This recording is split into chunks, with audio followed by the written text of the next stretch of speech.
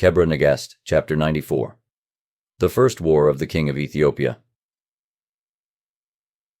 And after 3 months, David and his soldiers rose up to wage war from the city of the government, along with Makeda, his mother, and Zion, his lady. And the Levites carried the tabernacle of the law, together with the things that appertained to their office, and they marched along with great majesty. And as in times of old, when God on Mount Sinai made Zion to come down in holiness to Moses and Aaron, even so did Azariah and Elmias bear along the tabernacle of the law. And the other mighty men of war of Israel marched on the right side of it and on the left, and close to it, and before it and behind it. And although they were beings made of dust, they sang psalms and songs of the Spirit like the heavenly hosts.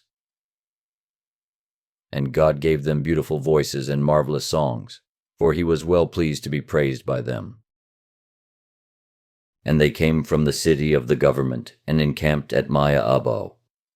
And on the following morning they laid waste the district of Zawa with Hadea, for enmity had existed between them from olden time. And they blotted out the people and slew them with the edge of the sword. And they passed on from that place and encamped at Gera. And here also they laid waste the city of vipers that had the faces of men, and the tails of asses attached to their loins. And the queen returned and encamped in the city of Zion, and they remained therein 3 months. Then their wagons moved on and came to the city of the government. And in 1 day they came to the city of Saba, and they laid waste Noba. And from there they camped round about Saba, and they laid it waste as far as the border of Egypt. And the majesty of the king of Ethiopia was so great that the king of Medium and the king of Egypt caused gifts to be brought unto him. And they came into the city of the government, and from there they encamped in Ab-at.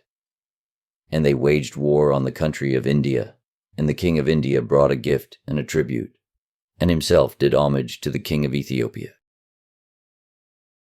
David waged war wheresoever he pleased.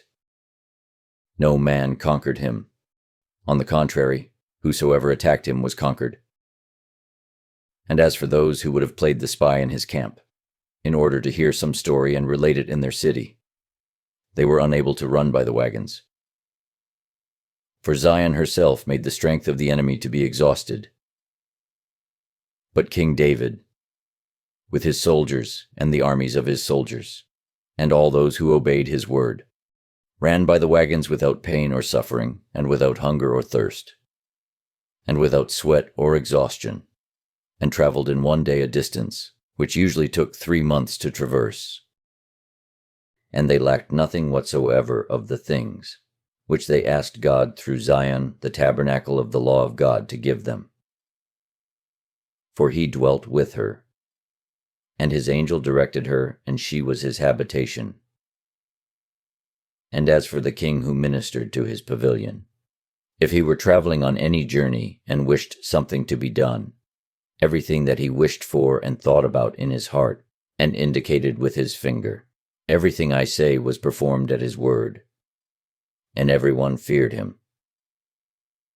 But he feared no one, for the hand of God was with him, and it protected him by day and by night.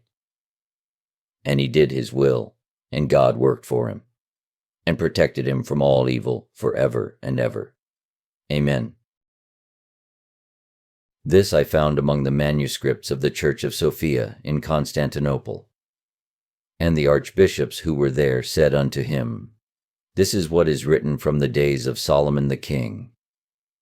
And Domitius of Antioch said, Yea, that which is written up to the day of the death of Solomon is to be accepted. And that which hath been written by other prophets after his death is to be accepted likewise.